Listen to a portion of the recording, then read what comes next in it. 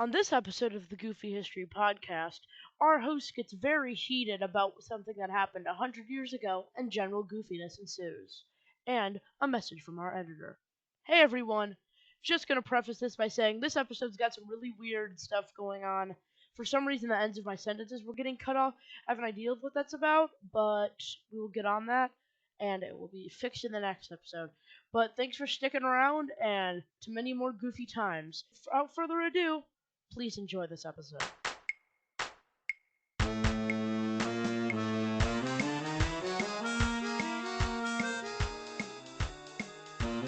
Hello, everybody, and welcome to another episode of the Goofy History Podcast.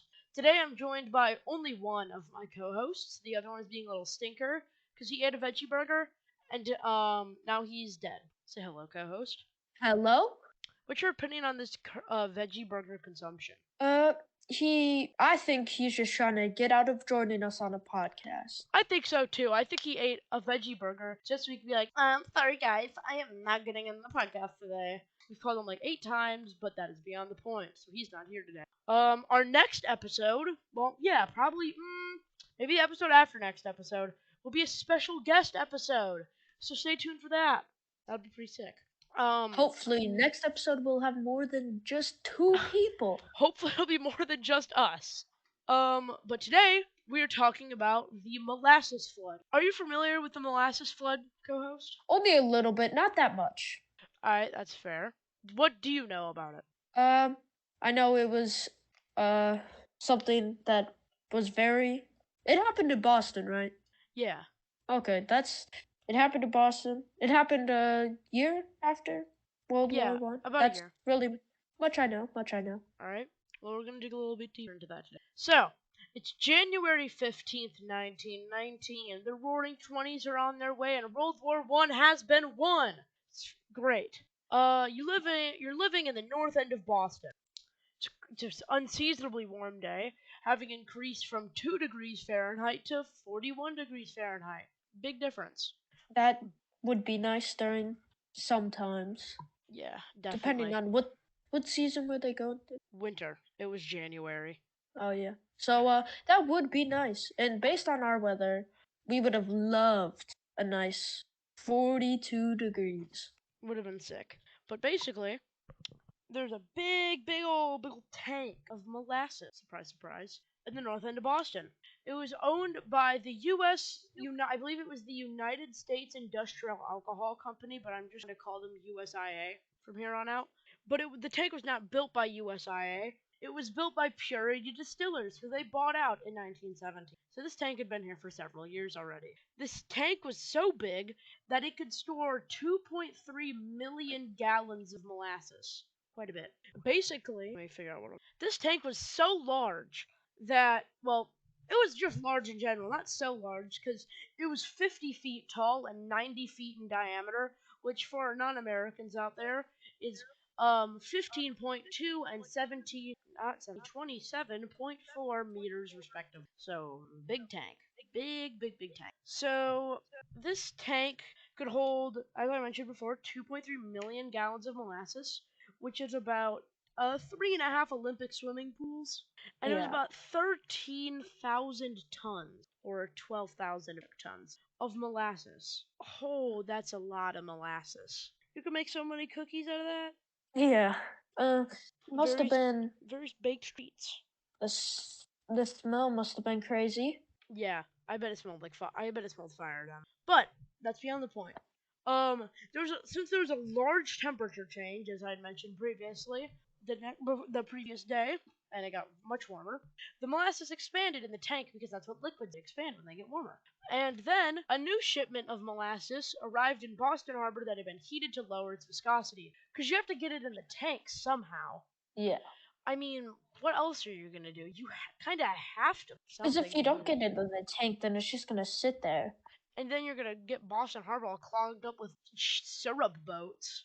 Just so they do have to get into some sort of containment. And now this tank was big, sold a lot. So they're pouring this stuff in, and they're thinking, well, this definitely isn't going to be a problem at all. Not a problem. So they're like, well, I think we'll be fine. So they put all the molasses in, and just not thinking about it. Everything's going great until about 12:30, which around lunchtime, a quote thunderclap like bang shook the north end of Boston, followed by the sound of a machine gun. Do you want to guess what that machine gun sound was? It could be the container opening or maybe them being sieged by people. Being sieged down like medieval warfare? Yep, Ah, yes, the that sounds molasses about right. siege. Well, Molasses. I'm gonna give you like a quarter of a point because the thunderclap like bang was the tank collapsing in on itself and, or rather, exploding, not imploding. It shot molasses everywhere, and the machine guns was the how planes have rivets that like hold the curved pieces of metal together. Mm-hmm. Yep. Like you could see them, they look like screws, kind of, but like wider. The Yeah. machine gun sound was the rivets popping off of the tank and flying out of it. So that's fun. This was not a terrorist attack. The tank's rivets were flying from the walls of the tank, and the tank collapsed. Not good. Just to say the least, not good. Not For so. some reason, they just hated that. They just hated it. Did those what did you call them? Rivets hit anybody? Not as far as I know. They may have. I'm not sure. I'm yeah. It appears that. So, this molasses. Do you wanna how tall do you think this is? To give a how many gallons did you say? 2.3 million. It had to be at least 10 feet.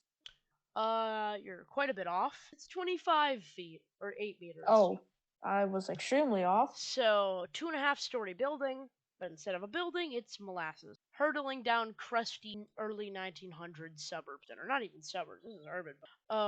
This wave was also traveling at 35 miles an hour, 56 kilometers an hour.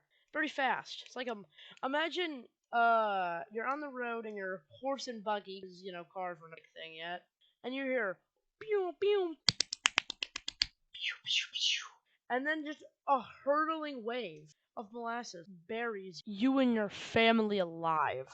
It's like a mom in a minivan with her 7 kids, her 7 disgusting, terrible kids in the back of the van. And they're Almost, hurtling at you, but instead of being a van, it is a 25-foot tall wave of molasses. you Pretty viewers horrifying. can't see this, but I did send a picture of rivets in the chat of Yeah, they what kind the of look like rivets kind of look like that. they kind of look like weird syringes, but like if it's like a syringe mixed with a bolt. Yes. And obviously, I think the ones you're talking about, they're more like at the end of them, they're more kind of Pointy. like more no, not pointy. I think they're more like expanded out or something. Yeah, maybe. I have no idea. I'm not a rivetologist. I don't know.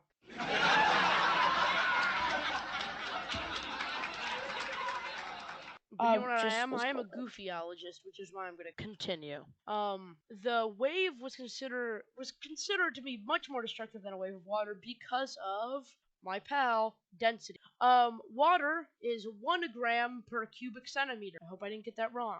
I don't think I did. I think that's right. It just so happens that but it just so happens that molasses is 40% more dense, so 1.4 grams per cubic centimeter, which is quite heavy. But yeah, not good. Very bad. Not fun. Let's see. Any questions so far? Any silly little quips? How long did it take for some people to realize that it was the tank that decided to explode and dump all the molasses out? I'm gonna assume it was pretty easy to tell when the entire tank just disappeared and then your house was destroyed. So probably pretty easy. Yeah. Several city blocks were flooded with up to 3 feet of molasses. So yeah, that's so like for the average American man, which is 5'10", that's like Was up there to up to their hips in molasses. was there any indication of it might be exploding? I'll get to that. 21 people died and over 150 were injured. Now, what it does not include in the amount of people who died, it was the amount of horses that died. Now, I tell this fact a lot, but co-host, did I ever tell you that if a horse breaks its leg, you have to put it down? Yes, you did previously tell me about that. At least I think you have to put down a horse that breaks a leg. So was there a bunch of horses that might have been covered in the molasses and their legs didn't Well, yeah, the decided to? wave was so big that it broke a lot of horses' legs, and horses broke their legs trying to get out of the molasses too. Because the street is still cold; it's still 40 degrees. But a news report from the Times said, "Quote: Take a deep breath in. Molasses, waist deep, covered the streets and swirled and bubbled about the wreckage. Here and there struggled a form; whether it was animal or a human being was impossible to tell. Only an upheaval, a thrashing about in the sticky mass, showed where any life was. Horses died like so many flies on fly paper. The more they struggled, the deeper into the mess they were ensnared. Human beings, men and women, suffered likewise." So, that's fun. I mean, that would be a pretty I silly mean, way to go out. yeah, that's why we did bring up this topic because that would be a pretty goofy way Yeah, it's almost like to it was go almost like out. it's a little bit goofy. Isn't that crazy?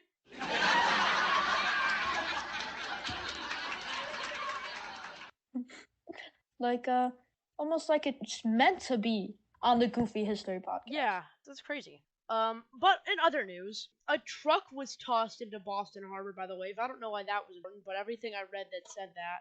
Maybe this is just a really cool truck. I can't imagine what a 1919 truck looks Well, like though. you did say that they weren't really big on cars during that time, so maybe they noted that down because, you know, they maybe didn't have much cars, or maybe losing a car might have been big to them. That's fair. I get where you're coming. Yeah, I wonder if I don't know. Who knows? But other than that, so luckily Boston got a large naval presence because it's on the coast and whatnot, and on a similar latitude to Europe. I don't know why that's important, but I feel like it is. 116 naval cadets were the first to arrive there because their training ship was docked in Boston Harbor. So very smart, very not smart, well planned. We're not good timing. So, what do you think that they did to get all this molasses, all these molasses off of the ground? To be honest, I have no clue. Well, they did I mean, they're thinking, well, hang on, water, hose, and I know. So they pumped salt water, or just got salt water, and sprayed down the streets of Boston and washed it all into the harbor. And then they put sand on the streets to absorb leftover molasses, which, since when has sand been able to absorb molasses? That doesn't make any sense. I don't know. Molasses doesn't strike me as something that's particularly absorbable. You know what I mean? Yeah. It's not like water where it wants to soak into stuff. Molasses likes to stay where it is. Um. Well, But I searched it up when they did figure out that sand absorbs molasses, and apparently all it says is the day that it happened that they figured out. oh, they Apparently, had a Jimmy Neutron brain which blast. I don't think. I think what Google basically did was just try to put the closest thing about molasses and sand Probably, because some of these articles probably do talk about them using sand. So probably. But that will be a question that will remain unanswered. They washed all the sticky into the harbor, but downside: 2.3 million gallons of molasses just doesn't go away. It's just gotta stay there. So the waters of Boston Harbor were brown and sweet smelling for the next 6 months. Fantastic. did I would imagine some people probably got sick of the smell of molasses after like maybe a week. Not I even, imagine probably a that few days. smell of molasses just being everywhere has to ruin your quality of life. Yeah. So when they use the sand, all the water and everything, they're like, why did this happen? Oh yeah, that was a sick little jingle. Okay, I'm getting sidetracked. So basically, what they did is they're like, well, why did this happen? Why did it just collapse? Why would you do this? And after a little bit research, I discovered that they knew exactly why this happened. They were just too lazy. So, how thick do you think the steel of the tank was? Like, because if you've got a big, like a 50-foot tall metal tank, you gotta have pretty thick steel, right? How Yeah, thick do you think it is? you know, thinking you're gonna be carrying all these gallons of molasses, you have to have a pretty good thickness of How, about how thick? the tank. Uh, definitely probably I don't know. Probably over like an inch and a half. Yeah, I would say an inch and a half, 2 inches would be reasonable. Like maybe four or Yeah. 5 centimeters. You are incorrect. The widest was 0.61 inches at the base of the tank, all the way up to 0.3 inches at the top. So basically, 1 to 2 centimeters of steel holding back 12,000 tons of molasses. How much of an idiot do you have to be to go, I'm gonna cut costs and make this tank the worst tank ever built? It makes me angry how stupid and cretinous would you have to be to do that? End of my It rant. would have been better if they built maybe a few tanks Smaller filled with it, tanks. few smaller tanks with less gallons, but more tanks. It might have worked out, I but don't think the size of the tank was the problem. I think the tank just sucked. You know what I mean? yeah. I was only Yeah. saying smaller so they put less liquid into. Yeah, I know what you mean. Yeah. What was I saying? Ah, yeah. So, basically, they dug into this, and they found out that the outer steel wall was way too thin. Second, they found out that the rivets that we were talking about earlier were defective, and that stress fractures happened around them. Not fractures, cracks. I think they're called fatigue cracks. I'm not. I think that's what they're called. I don't know. But basically, they're stress fractures, but for metal, and they start to shear. And this got so bad that molasses would frequently drip out of where the rivets were, and local children would collect it in cups and bring it home to their mothers, and they would make delicious treats out of it, which is the kind of rabble rousers we need today, if you ask me. Yes. Just some good old 1900s tomfoolery, stealing molasses from the distillers, as you do. You want to know Casual thing. you want to know what they did to fix this? What? Well, the rivets are leaking and people are stealing the molasses. So let's just paint the entire tank brown so they don't know where it's leaking from. I am not joking, that is what they did. It's pathetic. Why would you do something like that? So what you're saying is they couldn't even build a thickness to protect it, and then they just painted over it to hide the fact that it was leaking. I guess they just were like, well, everyone's stealing our stuff. So, brown tank. But yes, very cool brown tank. And what another factor is low temperatures. Now, metal likes to change when the temperature changes. This is already steep temperature change. And then did a little more digging, and they discovered that the steel lacked manganese. Now, manganese is used in steel, which I discovered this for the first time, which I'm not really surprised by. I just don't know much about manganese. But it is used to make steel more temperature resistant, so it can become less brittle in colder temperatures, which was the exact problem that they had because they did not have manganese in it. So the metal was also pretty brittle for steel at least. So basically, this is a perfect storm that led into a massive disaster that immediately flooded several city blocks of Boston, killed 21 and injured over 150. And what did they learn? They learned nothing! If you go back into the aftermath of this, so naturally, class action lawsuit, as you have when a corporation does something like this, which was Hmm. actually pretty unheard of in times like that, but I hate corporations. I hate all big business. I want to go run away into the but yeah, other than that, perfect storm of events, but class action lawsuit, and eventually they did concede. But you want to know what their defense was for why the tank exploded? They couldn't. They couldn't even make themselves look even more stupid, right? Oh, they could. You want to know what they said? You want to know what these bozos said? What? Guys, it wasn't the defective tank, it was anarchists! Oh my god. That's what I'm saying. There's no way these people blamed anarchists on their crappy tank. This is stupid. And whoever Just made because this is stupid, and I hope they hear this from the grave, because I'm going to have just a bone because to they pick with couldn't them. just because cut they couldn't add a few more dollars into building a stronger tank, they blamed it all on anarchists. God, I hate when anarchists blow up my molasses tanks. Like, And what kind of excuses? you said the day of this or like the day before they added more molasses to Yeah, the they tank. added more warm molasses, so it expanded even more. So, like a little side note, you said it's after the war. Why are they still collecting molasses if Well, they're this I just this think is where they'll I'm getting sell to. it. You want to know what happened the day after this? What? Well, not I was it the day? Let me see. Hang on, I wrote it in my notes somewhere. Yep, the 18th Amendment was ratified the next day, which, for anyone who knows American history, that was prohibition. And what can you use to what can you use to what do you? Oh my God, collect myself. And what do you use molasses for? Making ethanol, aka drinking alcohol. So some people theorized that this was just a stockpile for prohibition. That's a mouthful. A lot of suspicious things going on. Okay, back to the class Interesting. action lawsuit. So after the class action lawsuit, it was 119 residents brought a class action lawsuit against the United States Industrial Alcohol Company, who had bought Purity Distilling, as I mentioned at the beginning of the episode. The company claimed that the tank had been blown up by anarchists because some of the alcohol produced was going to be used in munitions, so things like explosives and stuff like that.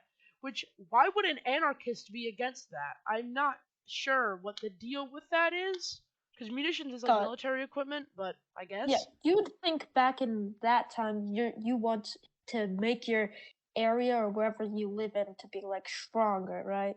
Not to Yeah, lose anything and not be under control of another country that might not yeah. treat you as That's well. what I'm saying. That the anarchist excuse is just dumb. So, after 3 years of hearings, they decided to concede, and they paid 628,000 U.S. dollars in damages, which adjusted for inflation in 2021, of course, a little more now, $9.82 million, which is actually less than I thought.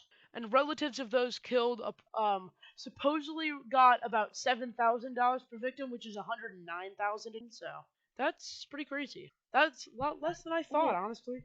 But then they cleaned everything up and everything was great. But um, they had, because rescue workers and whatnot had gotten molasses all over them.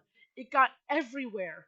It got into subway platforms, trains, streetcars, telephone handles, houses, other cities, and it was reported that, quote, everything a Bostonian touched was sticky. That is disgusting. Read that on something about the smell of the molasses lingered for decades. Yeah, that's a supposed thing, though. We don't know if that's true or not, because it's from a journalist from Edwards Park, but who knows? That would be pretty crazy. If that was true, I would probably move to a Yeah, different area entirely because I would not want to smell I would not be able to molasses. tolerate it for much longer. And now you may be saying, well, what happened after that? What happened after that? Fantastic. I'm glad you asked. It is now the site of a recreational complex called Langone Park. I probably butchered that. There's a little league field. There's a playground and whatever the hell Baki is. Boki? Bucko, not Bucko. But whatever that is, it's got courts for it. So pretty fantastic, really. So I believe that I have finished. Now, what questions? Um, if something happened in, would you think something like this would happen in this day and age? I mean, with all the regulations we have now, probably not. Um, was there, so when it was leaking, I didn't think I heard you mention about, did anybody take any of the leaking molasses? Oh yeah, they took lots. I believe I mentioned it. They took quite a bit. They took they brought it home to their mothers and they made some delicious treats. That would be, I mean, maybe not me collecting the molasses, but if like a sibling of mine collected the molasses and then I got to have delicious treats, I'd be happy. All for free?